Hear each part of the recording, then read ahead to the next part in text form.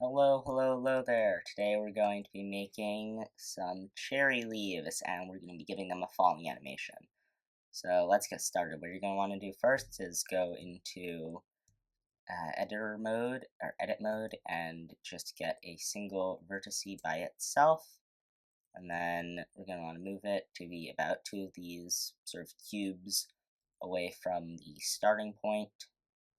The easiest way to do this is just to turn on this little thing right here. Next thing you're going to be doing is you're going to be going to subdivision surface, or you're going to be going to modifiers and add a subdivision surface modifier. Now the reason for this is so that way you don't actually need to make as great of a thing, because as you can see here, just these four makes a much smoother circle, but you're also going to be adding the mirror modifier, so that way you have less work. Anyway, just continuing on through this, you're going to be making little flower petal like this, and just filling it all in, and then if it ends up like this, you can just bring it over, and with clipping on, you will end up with this. But that's still not good enough. So quickly turning off subdivision, you can see we have this. If we turn on subdivision, we have this. By then going to this, going over to 1, selecting this, going over to here, pressing R, adding little bits right along here, we are able to fill in bits, and if you want, you can press different numbers, EX, 4, 6, or 8, any numbers that you want, just add more, these little cuts. Now, ta-da, and it's okay if you end up with a little bit right here, that goes in, that is perfectly okay. Next thing we're going to be doing. Okay, so what you're going to want to do now is you're going to want to go to your shading tab, and now that we have this, we can just exit out of tab and create a new material for this. Zoom out and just delete this bit by pressing X. Go to add, search. Oh yes, you're gonna want to add a color ramp to your thing, and then take color, just link that up to surface. Now, and then if you really want, you can go to add, input, and then if I could find it, add. Okay, so what you're going to want to add is a texture coordinate, a separate X, Y, and Z, and a color ramp. Now this color ramp I just copy and pasted in from something else that I made, but since you don't need that here, and then by messing around with this, or if I go to this, it'd be wide effect. There you go. So as you can see with this, we have from down here all the way up to here, and we can adjust how much of it is each color with this bit. Now what you can do is you can select the color of your leaves. I'm just going to be entering them randomly, and I'm going to be going with this pink right here. There we go. So I picked these two colors for my petal leaves, and if you want, you can go and you can edit the shape of your leaves more. I'm just going to, well, they're petals, and you can edit them more. And if you want to see, ta-da, now we have this. You don't really need much, but just to show you again, texture coordinate, separate XYZ, color ramp, all go into surface. You're going to use generated into vector, Y into fac, and then color into surface for this. Oh, I forget so much things. Anyway, after this, we just got to go over into top-down coordinate plane, select all, and move it so that way this little bottom bit right here, that little nub, is at this point right here because we're going to be using it as the point of rotation for all of this. So now we're going to copy and paste this over, go to here, and change the Z rotation to 90. Now we get this. We're just going to be repeating this 4 more times and increasing the value by 90 each time. So we'll end up with 1 at 0, 1 at 90, 1 at 180, and 1 at 270 to get this. And then ta-da, you have your cherry leaves. And if you really want, you can go and you can copy and paste them again. You can end up with this. And then you can go to your top-down view and change the, what's it again? And then change the X rotation to 5 for each of these. Remember, you want to keep your Y rotation at 0. So just change all of these to 5, and you can do this if you want. I'm going to be doing this for mine. It doesn't change the top-down view, but it does change the side views into this, which looks a little bit better, but then again, you just don't actually have to have this in general, and so I'm going to keep it like this, as well as the fact that it's good to have a little bit of size and scale. Next thing I'm going to be doing is selecting all by pressing A, and then pressing Command J, or J. What's it? I want this combined.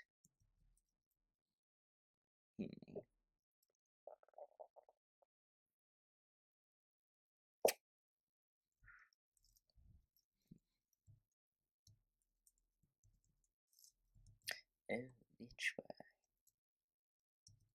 Okay, so then for this, I guess we aren't going to have to do that. So you're going to have to settle with these 4, press that, go and press M to create a new collection. This collection will be stagnant petals. I'm going to press OK, then you're going to press one of these, Command C, Command V, set this back to 0, or this back to 0, I accidentally pressed O, and these will be your falling petals. So now what we're going to be doing is we're just going to be going over to Add, Mesh, Iosphere, get back to here, and just scale this up. We're going to be going over to stagnant petals. We can ignore our clear petals for now, bring those back. What we're going to be doing now is we're just going to be moving around all of these,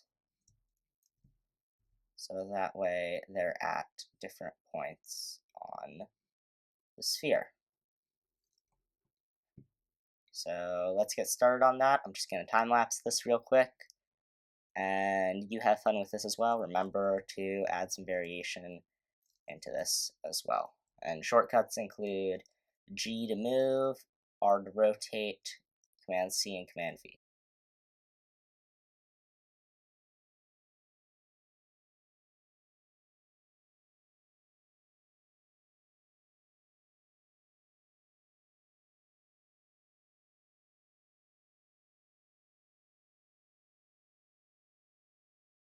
And ta-da! If you did anything, then you should be left with this. I'm just going to quickly copy and paste it a few more times. And yep, there we go. We've reached the point where it now starts breaking down because of all the little bits and bobs and pieces that are in it. But yeah, you should end up with something like this, which or some other mess, that's perfectly okay.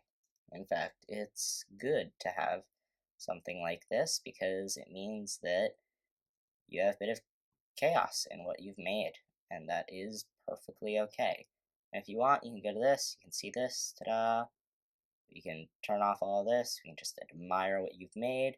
If you really want to add stuff, go to this and change the background color to more of a lighter blue, or a sky effect, for like more of a sky, sort of like this. See? Anyway, going back to this, I'm turning these 2 bits back on. You can go to our stagnant petals, or better yet, it's easier, just press A, press M, put them into stagnant petals. You can also then, if you want, you can see the sphere that we made. That was just a guideline sphere. You don't actually need that. But now going back to this and creating this petal, or not creating it, more bringing it back, you're now going to be getting it into position. Now, what do I mean by getting it into position? I mean that we're going to add on the rigid body with the shape of mesh. Now, what does this do? What does this do? What does this do? Well, here, I shall show you. It makes it fall. And if I could bring back to 0, and then exit out of that and head back onto here. And we can just see it falls. Now, what are we doing with this now? Well, that's simple. We're going to be mass copying and pasting it, moving it around. And now, if you really want, you can go to stagnant petals, bring it back, go to this, press add mesh UV sphere, because I deleted the sphere earlier, and use this sphere to scale it up to get what is your general petal shape gonna look like. Now, hiding your stagnant petals, better yet, moving this out of stagnant petals into collection, hiding this, and moving this one also into collection. We can then select both our petals, move them down to here. And from here, we're just going to be copying, pasting, rotating, and moving them around. So that way, we just end up with a larger overall grouping of petals that will be falling out. As you can see, they all just fall out to the ground, as well as the fact that you should be moving some of them further up into the sphere and around outside of the sphere, because not all of them will be starting from below. Some of them will be starting from inside the mess of petals. And what this does is then by hiding the sphere, you can select A, Command C, go to Z, A, Command C, Command V, R, G, R a bit more, G, going over to Y, moving them down a bit. Now we end up with this. Now in this part, this is what it looks like. And then by bringing back this, we can then see that this doesn't actually look that good when compared to all of them. So by then selecting all of this and putting them all into collection, we can then hide our collection and go to stagnant petals and press A and scale this up a bit more. Going back to this collection, then press play. You can see the petals, they all fall and flutter away to the ground. That's not what we want. What we want is a ground for them to fall onto. So, by then going to add mesh plane, going to Z and scaling this way up, moving it down to like here-ish. And if you want, here's what I'm going to do. I'm just going to add in a sort of rough metallic shape, rough metallic covering that makes it look like this. Decreasing this bit. And back to here, pressing play, you can see the petals all fall through. Now the reason for this is that we have to go back to our little bit right here, go over to this, add another rigid body, but in order to keep it from falling down, we change its type to passive. So that way, when all the petals fall, they fall onto our platform. Oops. Let me just move back to here. Move this back to 0. Head back over to modeling. And tap. And now we have this. But I say we add some more moving petals. So we can hide this, we can hide this, we can go back to this, we can go to this, turn this back on, and then just time lapse, making more petals. Does that seem like fun? So let's do that.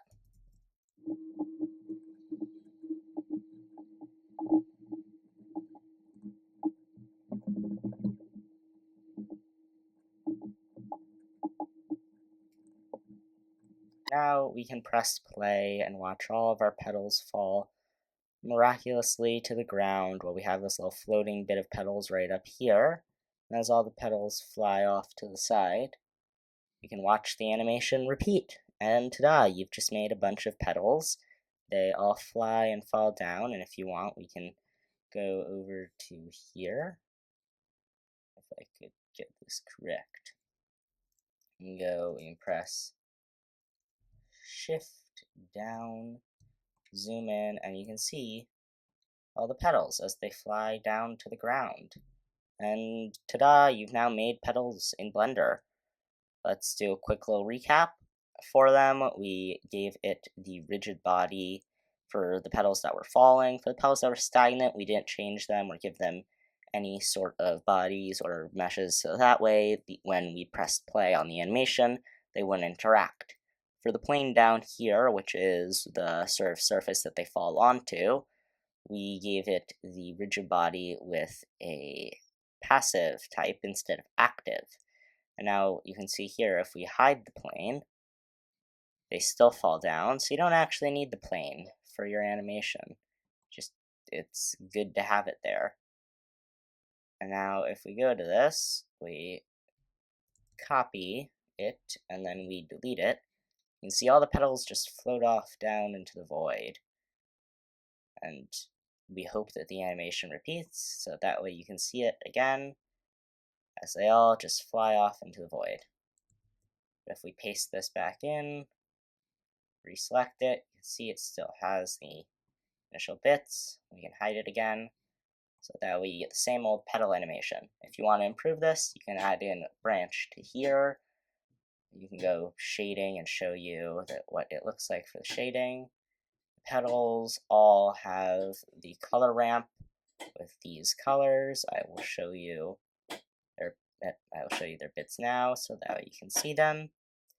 And then heading over to this one right here, you can also see that it's one. I've used Y for the separate XYZ and generated texture coordinate. See this right here right now. You do the coloring before you do any of the animations or anything, because that is the only way that you will be able to get all of these reasonably colored without going through and painstakingly reselecting them all, or using a shortcut, which will not be covered in this video. So if you're a beginner and you're doing this, I recommend starting out with the coloring, then making the stagnant petals, then adding in your petals that will be falling, before taking those petals, and before you copy and paste them everywhere, you add in their rigid body, so that way you don't have to do the same thing for all of them. But anyway, that's enough talking for me. Let's just admire our little bit right here that we made. Turn off all of these annoying little bits. And then we can just admire the petals. If you like this video, then you might like these other videos. This one is about the falling animation, where I just went over it as quickly as possible to show you how you can set it up for any object. If you liked this video and you'd like to see more, then please like and subscribe the video, so that way it increases in its sort of what other people see, and it gives me the encouragement to make more videos like this. If you have any recommendations for videos that you want to see, then please comment them down below.